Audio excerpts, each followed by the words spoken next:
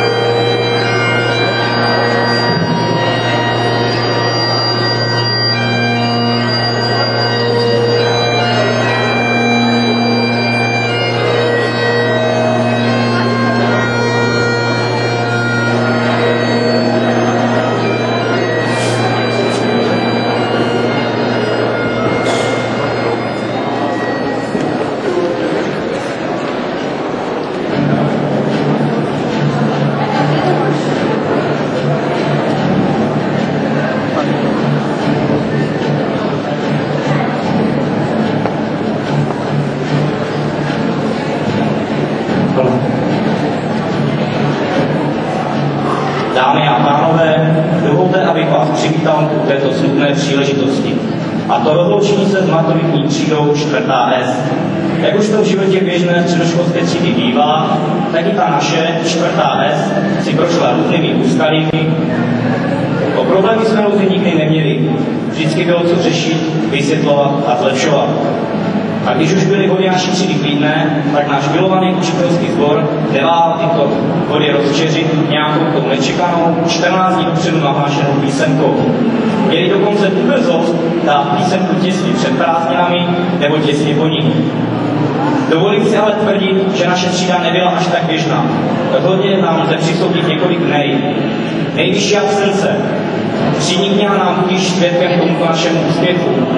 Spolu s tímto úspěchem se váže další. Nejvyšší počet vykonaných komisionálních zkoušek. A všechny dopadne dobře, což ukazuje na naše kvality. Nejdrzejší žák. Tak tento titul bych si dovolil přidělit sám sobě. Přesvědčení určitě ví proč. Jako důkaz by určitě posloužily hlasy učitelů, které hrůzou vstávají, když dále slyší moje jméno. Další nej bych přisoudil naší spolužačce Zdence, a to nejveselější událost během studií. Přivedla totiž mezi naše pohublé řady úzké populace 4. S přírůstek. Maxima ovšem mezi námi nehledejte, maturuje až za 18 let. A jako by toho nebylo dost, na svět se jde další, tentokrát je od Kristýny. A jedna z posledních nejlepší třídní učitelka za období 2005 před naším letopočtem a 2009 našeho letopočtu, doktorka Marie Bednářová.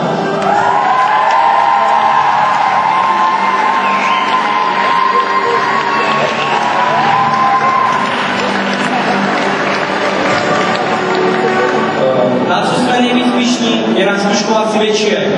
Líbil se opravdu všem. I proti tématu nikdo nic nenamítá a všichni přišli oblečení ve stylu hippies. Tomuto večírku bych přisoudil titul nejlepší zkuškovák všech dob. A když už ne všech dob, tak alespoň za posledních 2000 let. Sečteno, potrženo, vynásobeno a umocněno, 4.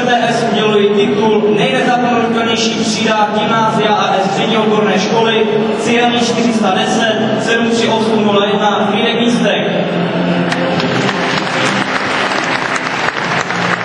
Jakub Vondrák, jeden ze 3 mušketýrů. Gabriela Žiková, naše modelka.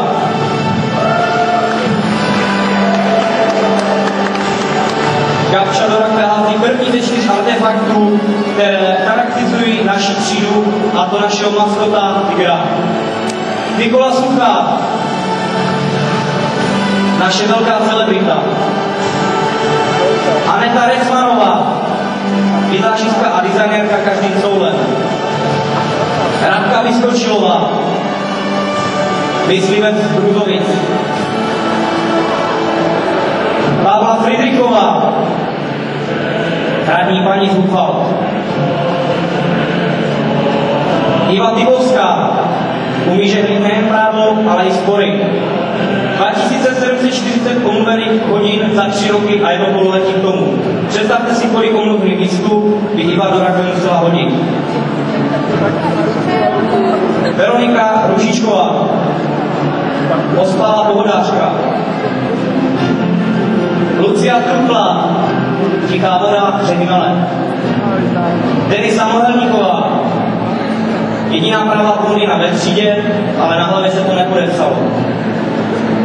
Katka Hukinová má srdíčko na pravém místě.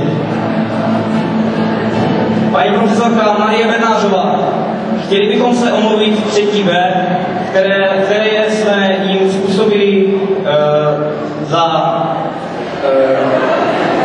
chtěli bychom se omluvit za potíže, které jsme 3. B způsobili, protože jsme si vypůjčili jejich třídní knihu, kterou zde pohřbíme.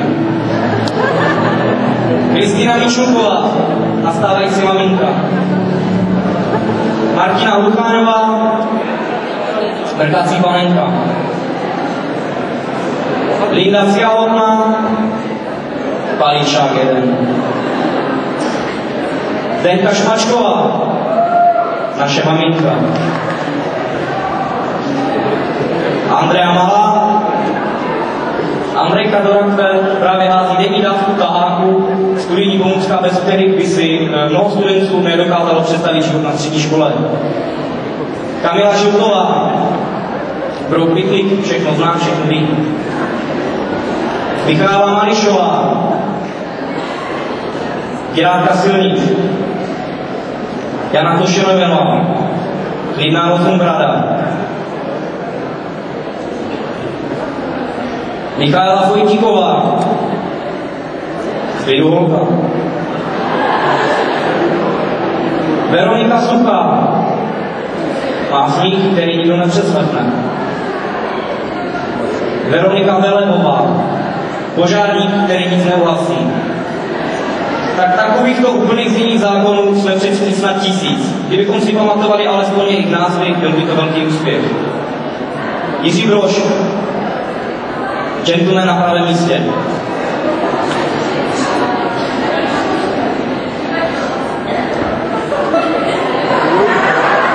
A Iva Těšínská.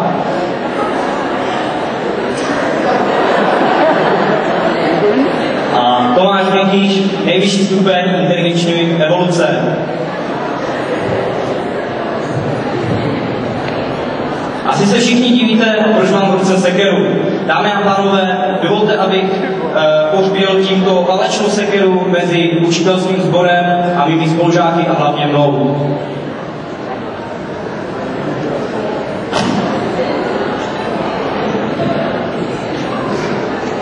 A jelikož služkovací večírek byl ve velkém stylu, tak rozloučení se 4.